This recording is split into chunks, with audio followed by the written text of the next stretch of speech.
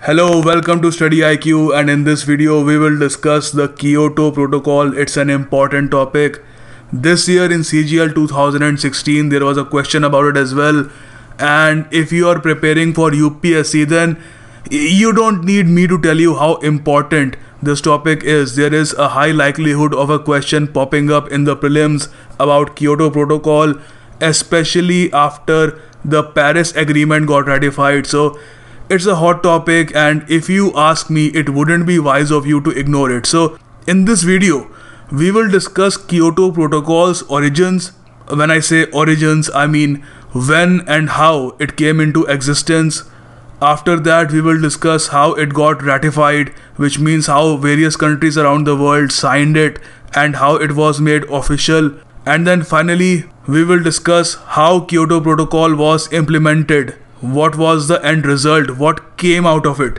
After going through all this, we will attempt some UPSC level questions together, just to make sure we understand the key concepts, and also because it's fun, I guess. Yeah, it is fun. So let's start this video now, shall we? Now I just want to mention that we will go about it like it's some kind of a story with a beginning, middle and an end. I won't just throw facts at you. So let's begin. The story starts in 1992 in the city of Rio during the Earth Summit. Where is Rio? Well, Rio de Janeiro is a beautiful city in Brazil. Over here you can see this gorgeous aerial view of the city, and obviously you will probably be amazed at this magnificent statue here. This statue is called Christ the Redeemer, and it's one of the 7 wonders of the world. So in this beautiful city of Brazil, the Earth Summit was held in 1992. The official name of the Earth Summit was United Nations Conference on Environment and Development, UNCED. Now, what came out of this Earth Summit? What was the result? A lot of things actually. But the most important thing that came out of this conference, or Earth Summit as I should say, were these 3 legally binding agreements. First was Convention on Biological Diversity, then United Nations Convention to Combat Desertification. What is desertification, you ask? Desertification is the process by which fertile land becomes desert-like or almost a desert, typically as a result of deforestation or inappropriate agriculture. Climate change too plays a part in it. But the thing we need to focus on here is Framework Convention on Climate Change, UNFCCC. This is very important. You should know about UNFCCC because it is directly related to Paris Agreement, Kyoto Protocol and Montreal Protocol. The full form of UNFCCC is United Nations Framework Convention on Climate Change. The treaty on UNFCCC was negotiated at the Earth Summit in Rio de Janeiro from 3 to 14 June 1992 and then entered into force on 21st March 1994. So you can probably understand it took 2 years for UNFCCC to come into force. Under this framework, I'm talking about UNFCCC here, it is a framework. So under this framework, leaders of countries around the world decided to meet every year in different cities of different nations to talk about climate change. These meetings are called Conference of Parties, or better known by their famous acronyms COP. So the first such meeting that took place was in 1995, which was 1 year after UNFCCC came into force, which was in 1994. And this meeting was called obviously COP1. COP1 was held in Berlin. Where is Berlin? Berlin is the capital of Germany. COP2 took place in 1996 in Geneva, Switzerland. And the third one, the one we are going to discuss further, was COP3 that took place from 1st to 10 December 1997 in Kyoto, Japan. Kyoto is a beautiful and ancient city in Japan. I doubt if any city in Japan isn't beautiful. Kyoto is also known as the 1,000-year capital, but it isn't the capital of Japan, as you probably know. The capital of Japan is Tokyo. Now, sorry I blocked that lovely view, but we need to focus on COP3 here, which was held in Kyoto, and this is where Kyoto Protocol was created. Now, let's discuss what Kyoto Protocol was all about. The Kyoto Protocol commits industrialized nations like US, European countries, Japan to reduce their greenhouse gas emissions by around 5.2% by 2012 to the 1990 levels. So you might be asking, why only industrialized developed nations? Why not others? Well, Kyoto Protocol recognized that developed countries are primarily responsible for high current levels of greenhouse gas emissions in the atmosphere as the result of more than 150 years of industrial activity. As you guys know, the Industrial Revolution began in Great Britain, so the protocol places a heavier burden on developed nations under the principle of common but differentiated responsibilities. Now, let's find out what exactly is this common but differentiated responsibilities principle. Reducing greenhouse gas emissions is a common responsibility, but developed nations must bear the major burden of this responsibility. That means developing nations shall share less responsibilities compared to the developed nations, because developed nations are more responsible for majority of greenhouse gas emissions. Now, you might be asking how the Kyoto Protocol categorized these countries according to the burden they had to bear. Well, let's find out. Annex 1 countries. Industrialized countries like US, UK and Japan were a part of the Annex 1 countries. They were categorized as Annex 1 countries. These countries pledged to reduce their greenhouse gas emissions to 1990 levels, which means collectively a reduction of 5.2%. Now on to the responsibility of non-annex countries. They do not have compulsory binding obligations to reduce greenhouse gas emissions, although they are encouraged to do that, which is quite vague. Examples of non-annex countries are developing countries like India, Indonesia, China. Now, some of you might be a bit surprised to see China in the developing countries list, but not only the developing countries list, but also a part of the non-annex countries. But we must remember that Kyoto Protocol was created in 1997. Back then, China was not world's second biggest economy, and neither did it have the largest foreign exchange reserve in the world, and more importantly, it was not the top emitter in the world. However, it certainly was in the top 3. Then we have Annex A countries, where all the main greenhouse gases are listed. As you can see, I have listed them over here for you. I suggest you write them down somewhere and memorize them. By they I mean UPSC or some other examination board.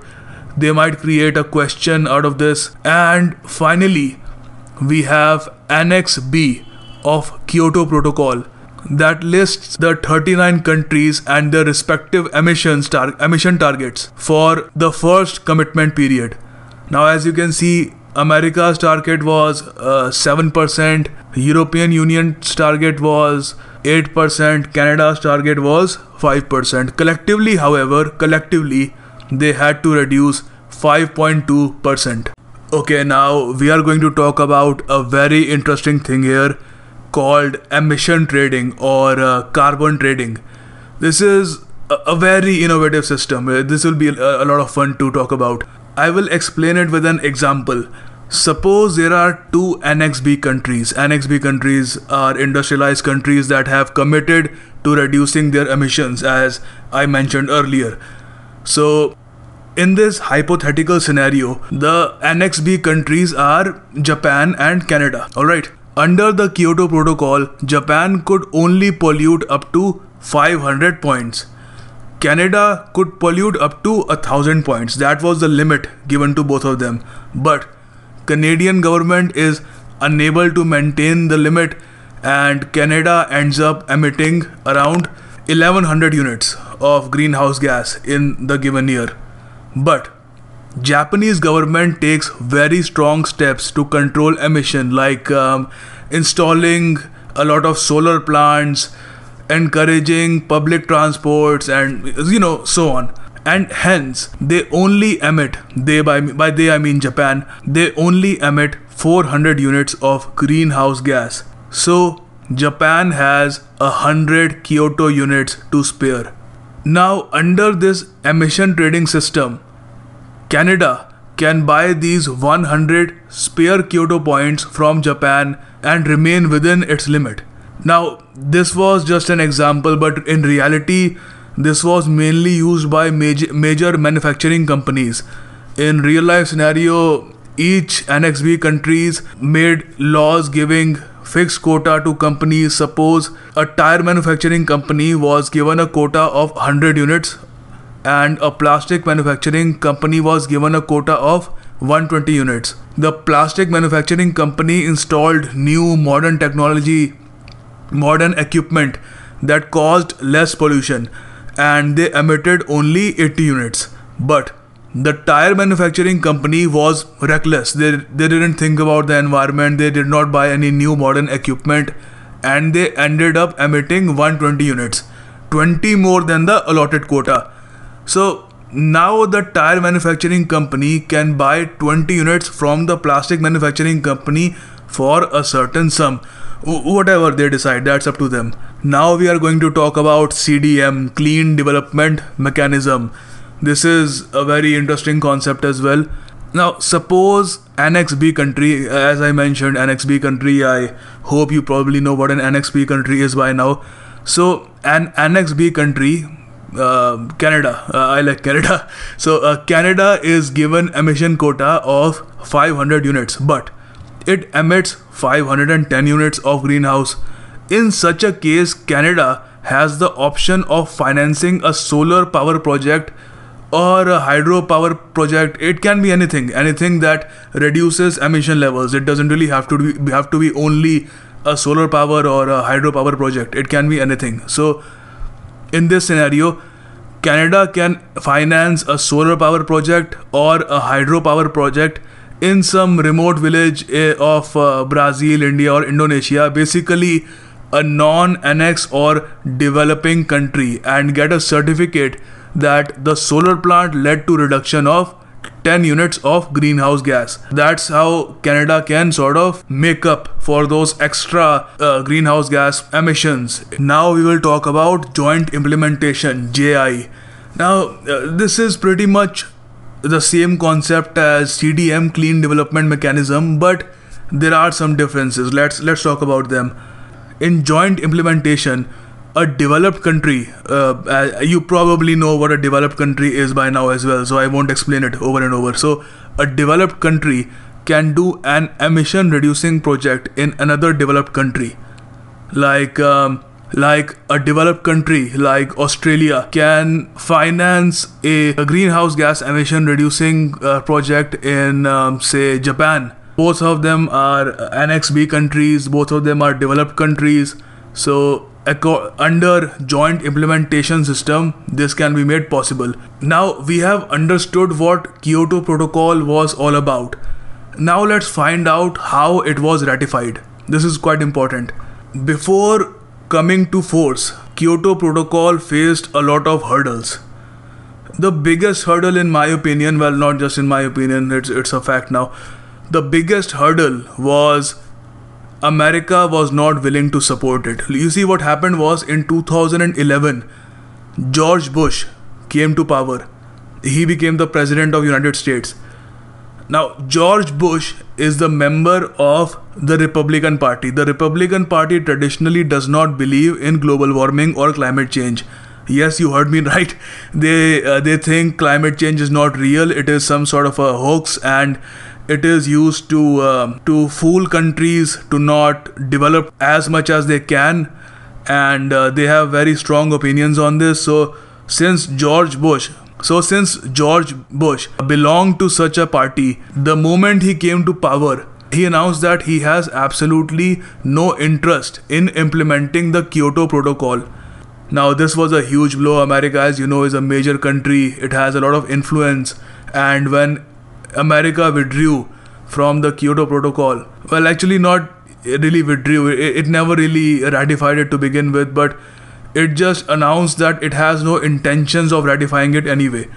So that was a major blow to Kyoto Protocol. And then in 2001 July, 23rd July 2001, a very interesting thing happened. 178 nations met in Bonn, Germany. Bonn is a city in Germany, and agreed to adopt the Kyoto Protocol.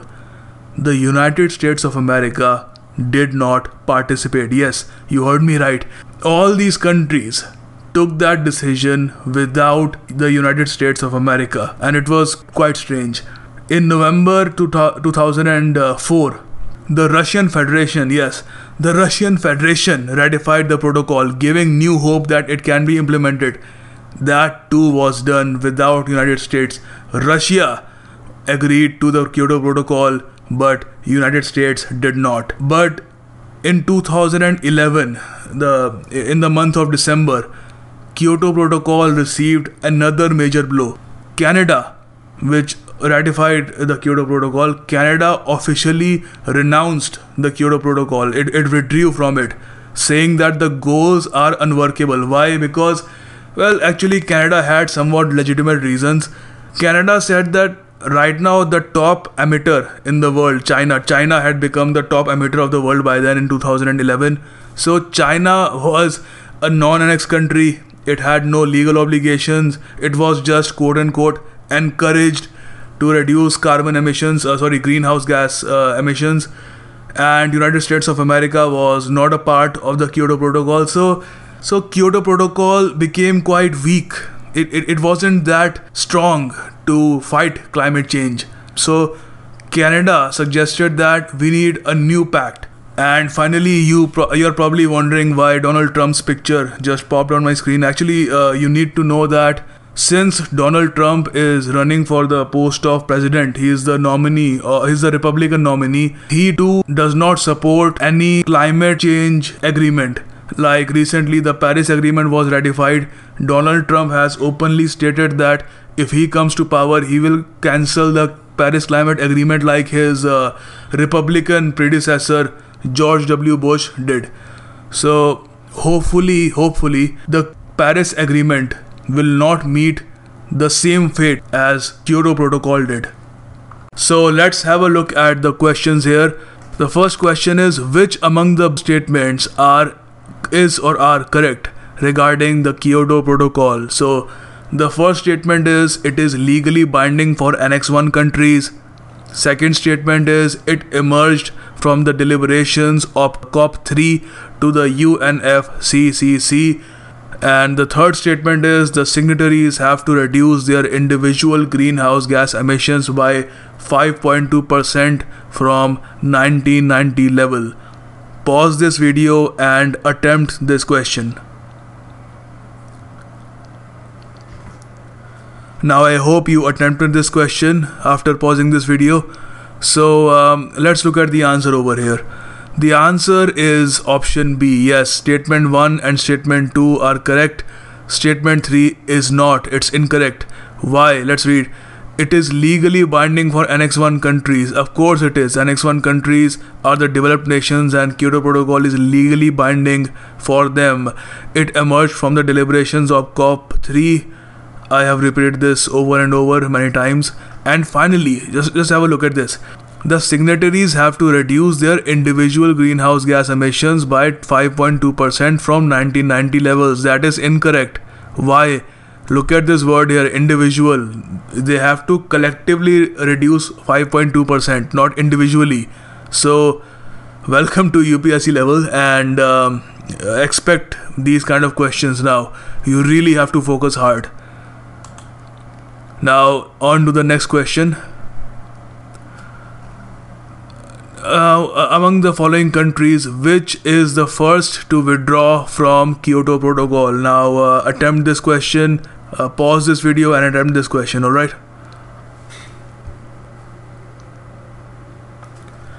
Okay, so I hope you paused the video and attempted this question, otherwise it's not that fun. So the answer of this question is Canada. If you watched the entire video carefully, you will find this question quite easy. Canada withdrew from the Kyoto Protocol in 2011, citing the reasons that because China and US aren't a part of Kyoto Protocol, or since China is a part of Kyoto Protocol, but since it has no legal obligations, the Kyoto Protocol is somewhat toothless and we need a better deal. So Canada withdrew from the Kyoto Protocol in 2011. Next question. These graphics are really long. Okay. Regarding carbon credits, which one of the following statements is not correct? Always make sure that the question is about correct statements or incorrect statements. Over here you have to point out the incorrect statement. So let's read the first statement here. Carbon credit system was ratified in conjunction with the Kyoto Protocol. Carbon credits are awarded to countries or groups that have reduced greenhouse gases below their emission quota. The goal of the carbon credit system is to limit the increase of carbon emission quota. And finally, carbon credits are traded at a price fixed from time to time by United Nations Environment Program. Take a minute, pause the video and attempt this question.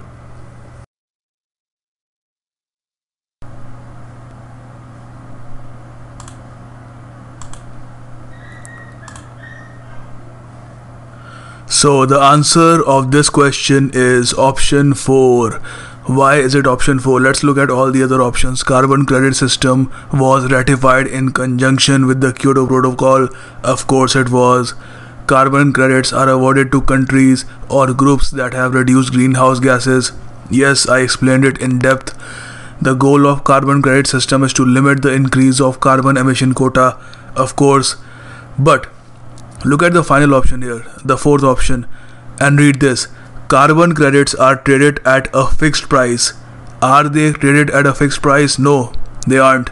The price is not fixed. The companies or the countries that are involved in the transaction, they decide what the price of those carbon emissions will be.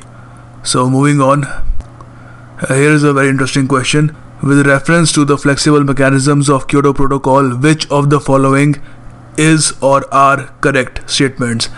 I'll read them out for you.